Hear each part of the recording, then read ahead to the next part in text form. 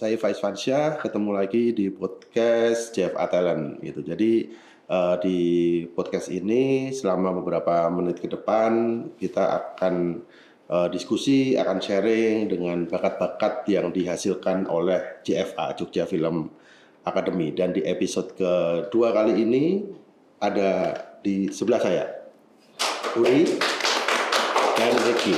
Ya, nanti kita bisa kenalan siapa Ludi, siapa Ricky gitu. Jadi mereka ada di satu produksi berjudul Misteri Bilik Korek Api. Itu sudah rilis, sekarang sudah ketemu dengan penontonnya. Mungkin kita akan cerita-cerita bagaimana itu bisa diproduksi gitu, beserta pengalaman mereka selama di JFA dan sebagainya gitu. Nah, silakan mungkin sebelumnya kalian memperkenalkan diri dulu. Perkenalkan, saya Ludi Oji Prastauma, sutradara dan sutradara di film Misteri Bilik Korek Api. Saya di Jogja Film Academy itu angkatan 2015. 2015 ya. Jadi, halo, dan saya Ricky Zakaria Fajri di Project Misteri Bilik Korek Api. Aku juga sebagai penulis dan aku juga alumni dari Jogja Film Academy angkatan tahun 2016. Ya, jadi JFA Talent Project itu adalah program gitu ya, diinisiasi oleh JFA gitu, yang di program itu goalnya adalah bagaimana mengembangkan gitu alumni terbaik dari JFA yang ada beberapa program, salah satunya adalah JFA Talent Incubator. JFA Talent Incubator ini saat ini bekerja sama dengan Klik Film. Setiap tahun akan dipilih 2 kelompok produksi yang harus sudah selesai masa studinya di JFA gitu. Dan di batch pertama ini salah satunya adalah Misteri Bilik Korek Api gitu. Nah, mungkin sebelum ke situ kita mulai dari apa ya, mungkin kita sedikit flashback gitu. Di awal dari mana sih gitu kamu tertarik film, kenal film, terus kenapa waktu itu kemudian momennya kayak aduh aku ke JFA deh gitu. Terus kemudian habis di JFA apa gitu yang kamu lalui mungkin secara singkat sampai akhirnya kemudian ada di program ini gitu. Sebenarnya cukup panjang nih Mas, karena kan sebelum masuk JFA juga sebenarnya udah kuliah di salah satu universitas di Jogja. Terus emang karena dari SMA itu emang punya apa ya, entah mungkin hobi dan memang selalu berkegiatan di dunia videografi atau fotografi. Terus lanjut di waktu di kuliah gitu. Terus habis itu di situ masuk ke apa ya, komunitas film. Terus benar-benar sangat tertarik sama film. Akhirnya di 2015 sebenarnya 2016 ya 2014 kan udah ada itu angkatan pertama JFA 2014 ya.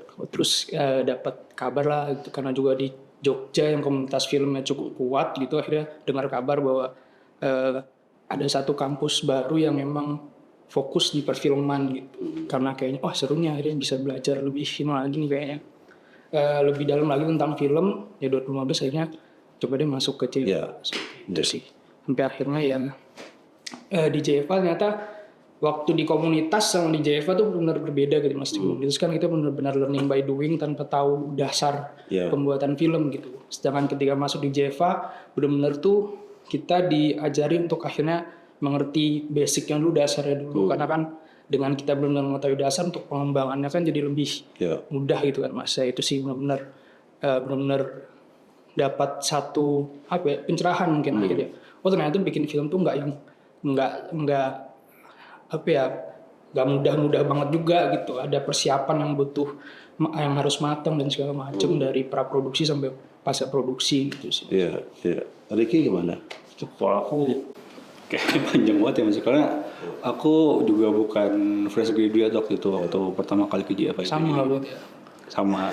Jadi justru aku tuh masuk JFA tuh umurku udah 26 Mas. 26 terus, tapi sebelum itu aku udah di industri tapi di TV, penulisan skenario.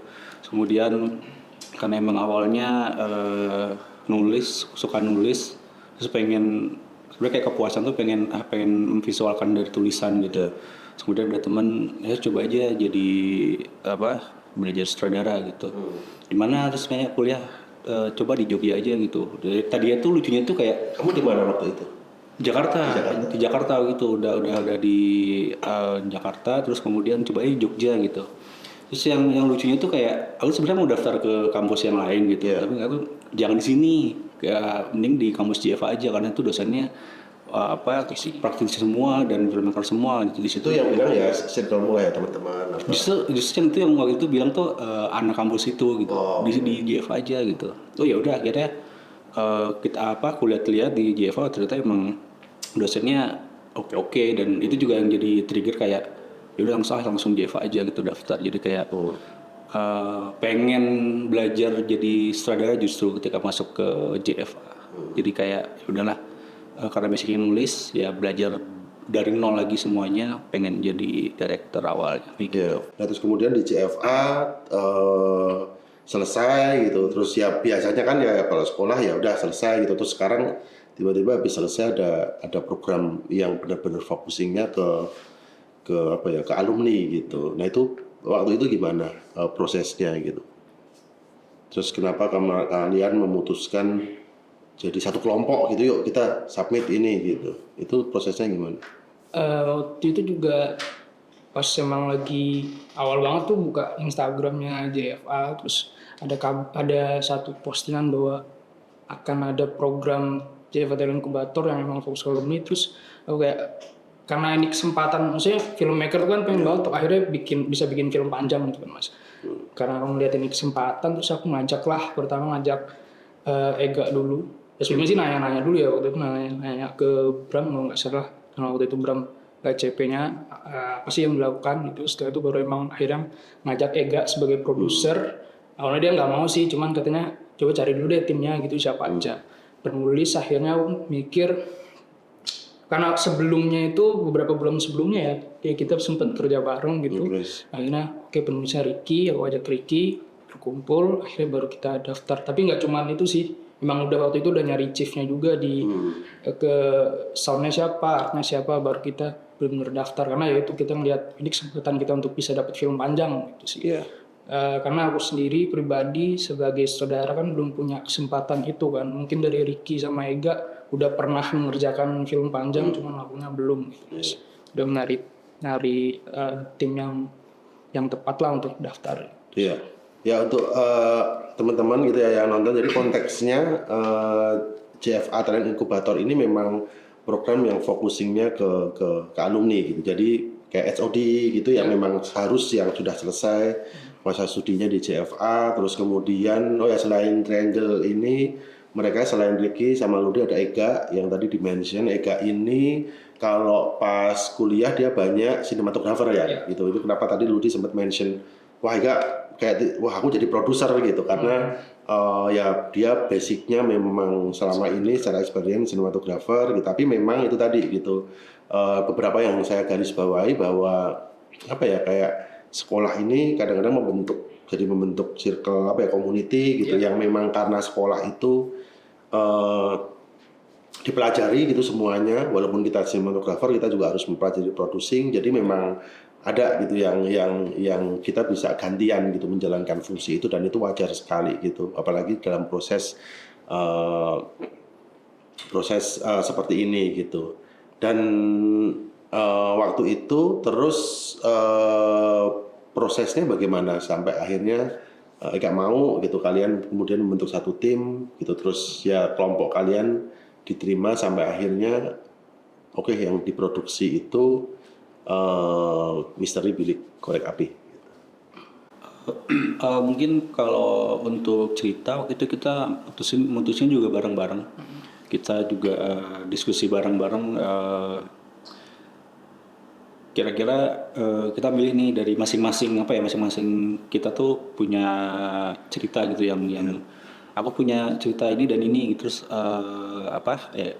Ega punya cerita juga, terus Ludi juga punya cerita, terus kita akhirnya diskusi kayak ini kira-kira yang sangat possible tuh yang untuk diproduksi yang mana, terus yang emang benar-benar buat kita apa ya berproses oke itu yang mana gitu kita ya. Terus juga kemudian akhirnya setelah dipertimbangkan akhirnya dengan banyak hal juga akhirnya kita milih Misteri Bilik Korek Api waktu itu Mas.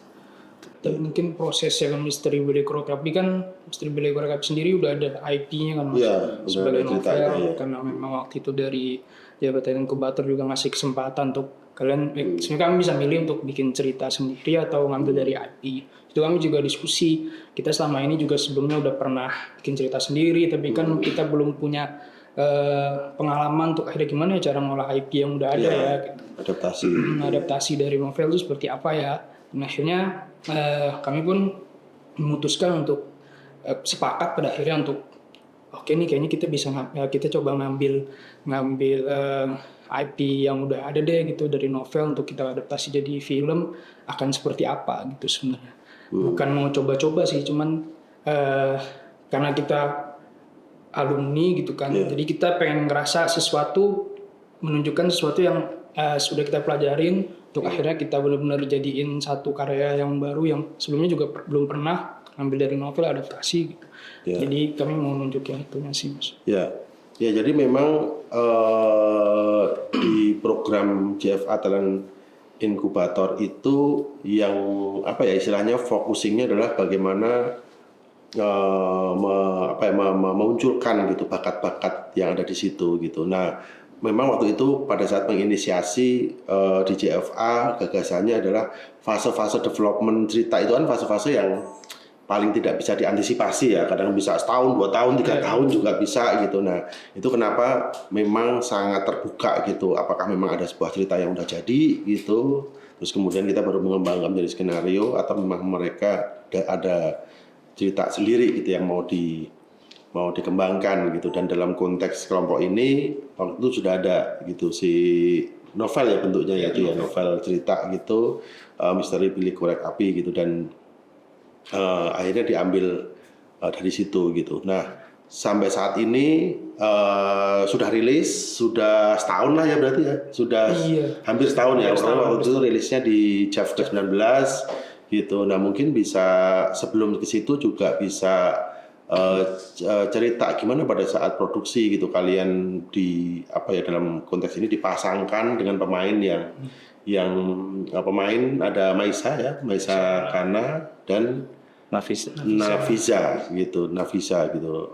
Maisa sudah bermain di beberapa film gitu sebelumnya gitu. Jadi mungkin kalian bisa cerita gitu prosesnya dari pendekatan pemain sampai kemudian di development sampai ke lokasi gitu.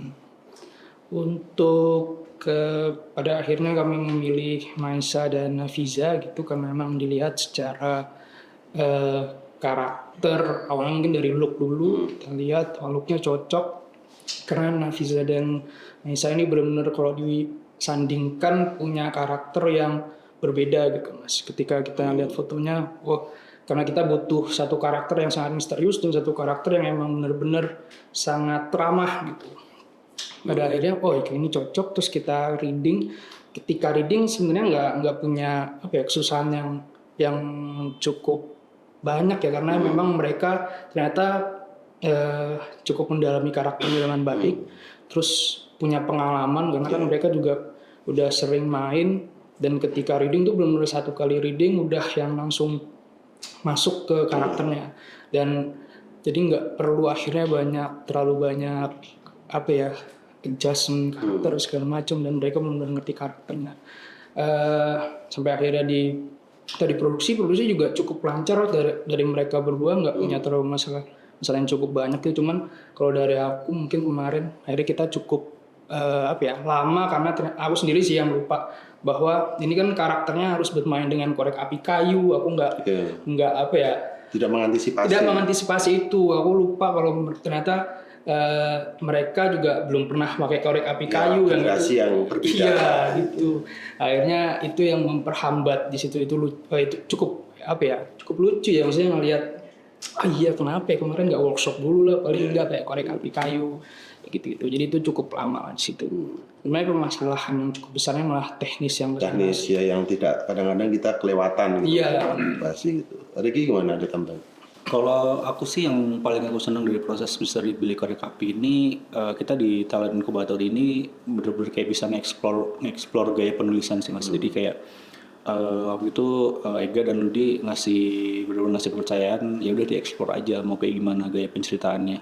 Terus kemudian juga dari sisi penulisan, apakah ini mau dibikin seperti apa karakternya, kemudian juga dari plot-plot pemainnya, nah, itu benar-benar aku explore dan kebetulan juga ceritanya kan cerita thriller, makanya aku explore banget di situ untuk plotnya, untuk karakternya. Jadi ya emang benar-benar bisa di program itu semua yang pengen coba kita kembangkan itu bisa kita coba gitu. Dan akhirnya juga kemarin ya kita ya works lah, walaupun mungkin belum 100% oke, tapi itu udah cukup puas gitu bagi kita untuk bisa nge-explore banyak gitu. Ya artinya secara program itu itu menjadi sebuah inkubasi yang baik lah gitu buat kalian, buat pengalaman gitu. Terus akhirnya jadi ketemu sama penonton gitu. Nah itu gimana Mas? Ingat-ingat lagi tuh momen-momen itu gitu, terus perasaannya, dan ya setelah itu gimana itu respon penonton gitu saat itu? Untuk sebagai filmmaker kita pasti senang banget sih Mas. Puas banget pada akhirnya filmnya bisa ditonton oleh banyak orang gitu. Kayak waktu di JAV waktu itu diputerin untuk pertama kalinya, melihat responnya cukup bagus. Waktu itu juga ketemu sama penulis novelnya, memberikan respon yang cukup bagus juga gitu. Dan seneng gitu maksudnya. Akhirnya kan yang talent-talentnya juga ikut nonton dan mereka ternyata cukup puas dengan film yang udah tayang ini gitu. Dia puas sih mas untuk akhirnya melihat filmnya bisa ditonton, meskipun sebenarnya ya sebagai kreator kita juga akhirnya punya notes, catatan yang sebenarnya ini bisa diperbaiki nantinya untuk kedepannya seperti itu. Iya, Ricky.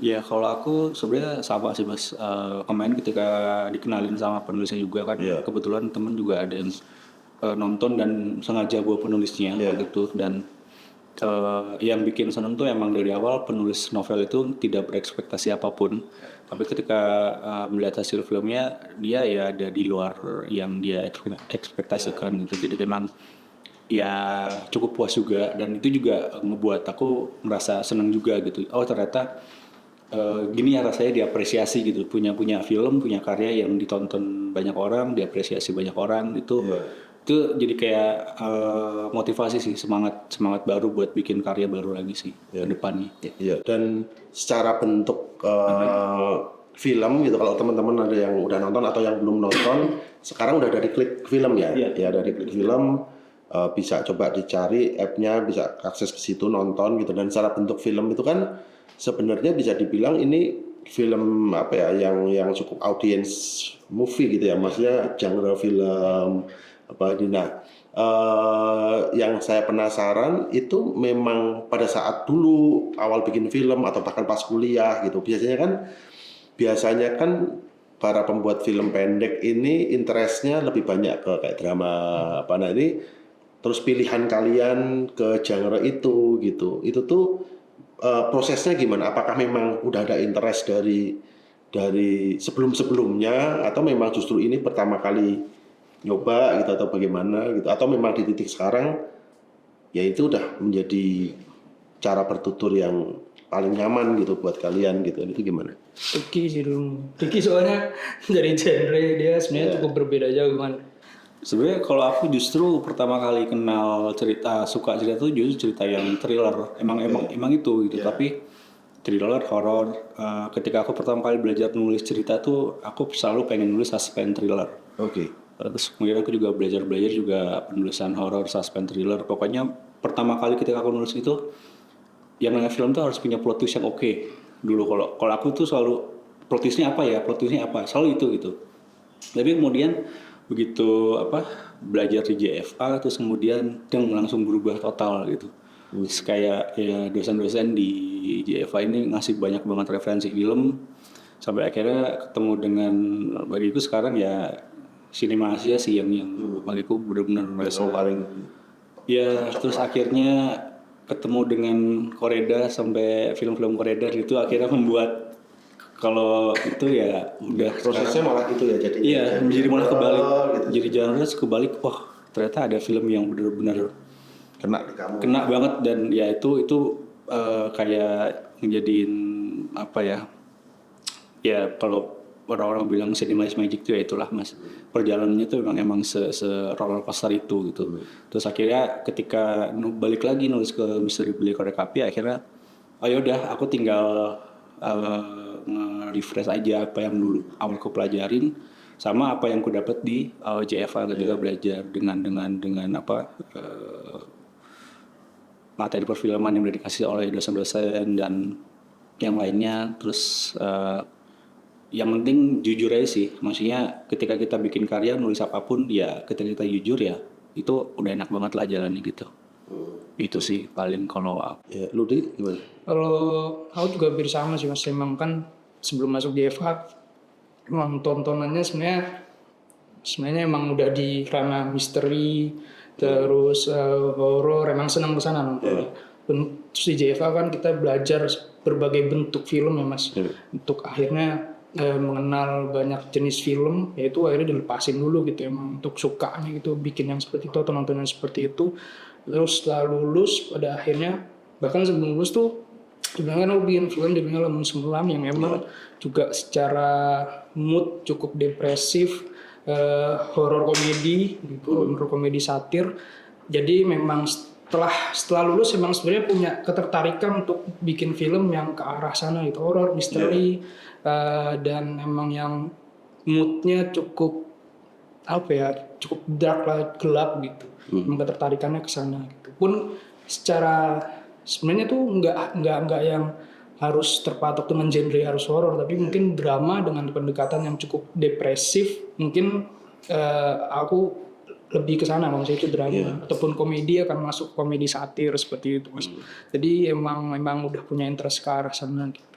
Jadi sebenarnya tapi karena selama ini apa ya, untuk akhirnya benar-benar bikin film dengan genre horor ya memang semua elemen horornya itu harus ada gitu, itu emang belum pernah gitu. Dan itu pertama kalinya banyak pelajaran lagi yang aku dapat, ternyata harusnya ada beberapa titik yang seperti ini untuk pembangunan horornya gitu. Yang itu mas yang apa ya, jadi hal yang baru gitu ternyata seperti ini gitu yang harusnya dilakukan.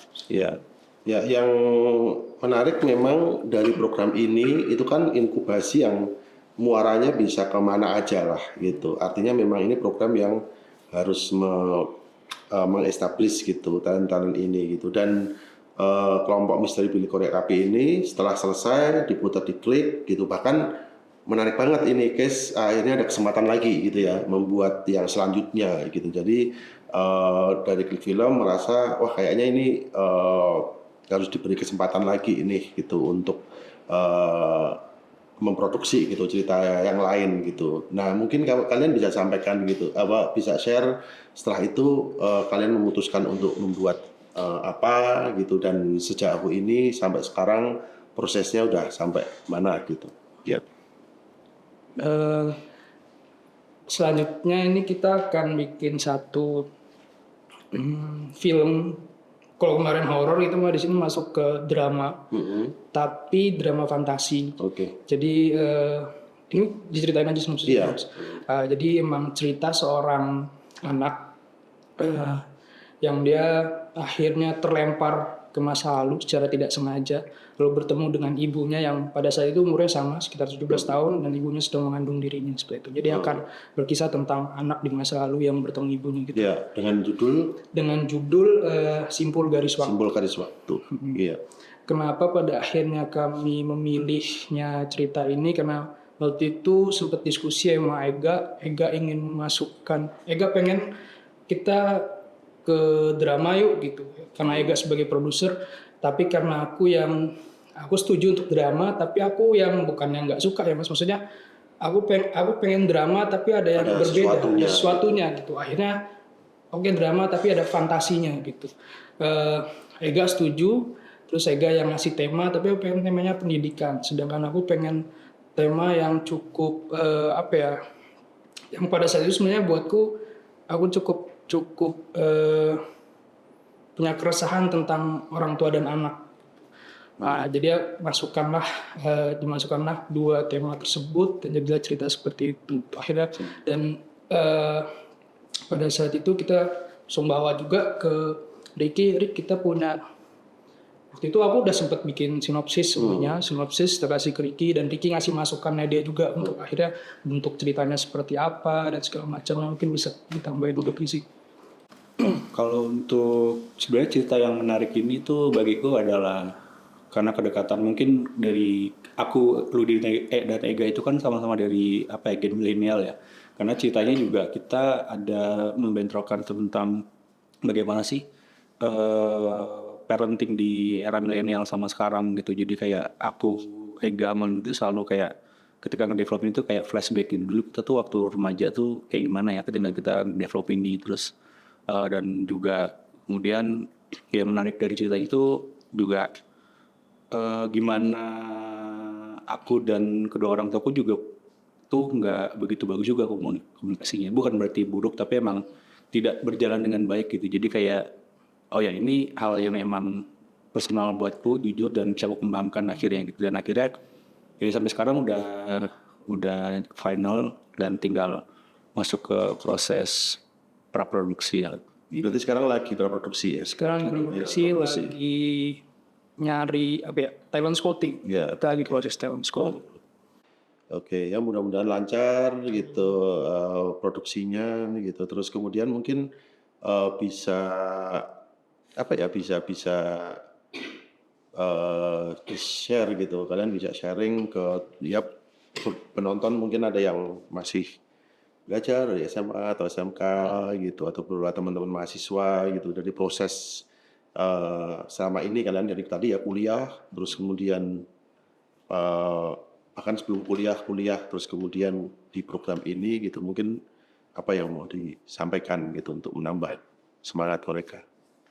Kalau aku berkaca dari mungkin gimana aku berjalan di film dari awal sampai akhir, mungkin buat teman-teman yang pengen fokus di film, fokus pengen belajar bikin film tuh, ya pertama emang harus nekat dan fokus gitu. Maksudnya jangan totalitas aja gitu. Jadi kalau misalkan kita udah total, kita udah fokus, kita nekat juga mestinya, karena kan mungkin bagi beberapa orang, aku kurang tahu ya, mungkin bagi beberapa orang job atau pekerjaan sebagai filmmaker itu kan juga masih belum selalu dipandang oke gitu. Pasti ada aja orang-orang yang masih belum memandang oh ini tuh pekerjaan oke gitu. Tapi aku yakin ketika kita bisa fokus, itu juga apa yang nanti akan kita capai itu pasti akan tersampai sih. Karena emang aku sampai di titik ini juga nggak gampang dan sangat jauh banget perjalanan itu mas. Jadi kayak ya itu sih paling. Oke. Dodi? Kalau dari aku sih selama dari film sampai akhirnya masuk ke industrinya gitu, mungkin ini mas, jangan akhirnya menganggap remeh dunia perfilman. Maksudnya bikin film gampang segala macam, nggak segampang itu, karena banyak akhirnya orang-orang yang akhirnya juga di kuliah teman-teman yang akhirnya tidak meneruskan karena mereka seakan-akan mungkin menganggap remeh perfilman gitu. Itu sama, dan harus emang harus punya keinginan yang kuat gitu emang untuk di film, sampai akhirnya mungkin bisa mencapai titik yang dia mau gitu sih. Itu sih aku juga, bahkan sampai sekarang mungkin aku juga tetap berusaha untuk menjadi lebih baik sebagai filmmaker dan memberikan karya-karya yang terbaik, dan tentunya mungkin jujur terhadap karyanya sih. Itu sih yang penting. Iya. Oke, terima kasih Ludi, Ricky, sukses untuk Simpul Garis Waktu. Jadi mungkin kita akan ketemu di episode berikutnya langsung dengan Ricky sama Ludi dan Ega. Mudah-mudahan bisa datang di Simpul Garis Waktu. Ya, jadi buat teman-teman penonton, tunggu terus gitu ya di podcast ini. Podcast JFA Talent akan ada saya yang akan saya perkenalkan gitu bakat-bakat terbaik yang ada di Jogja Film Academy. Terima kasih.